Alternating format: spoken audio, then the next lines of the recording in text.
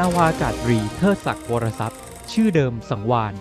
กรณีพิพาทอินโดจีนฝรั่งเศสเรืออากาศตรีเทิดศักดิ์ฝูงบินขับไล่ที่ 60 กองบินน้อยที่ 66 นำเครื่องบินฮอค 75N บินคุ้มกันเครื่องบินทิ้งระเบิดไทยเข้าต่อสู้ทางอากาศกับเครื่องโมรานโซนิเย 406 ของอินโดจีนฝรั่งเศสยิงเครื่องบินฆ่าศึกตก1เครื่องซึ่งฝ่ายฝรั่งเศสปฏิเสธว่ามีเครื่องถูกยิงตกการโจมตีทิ้งระเบิดกรุงเทพ 27 พฤศจิกายน 2487 เรืออากาศเอกเทิดศักดิ์วรทรัพย์ฝูงบินขับไล่ที่ 15 กองบินน้อยผสมที่ 95 นำเครื่องบินขับไล่คิ 43 ไฮยาบุซ่าเข้าโจมตีเครื่องบินทิ้งระเบิดที่ 29 หมายเลข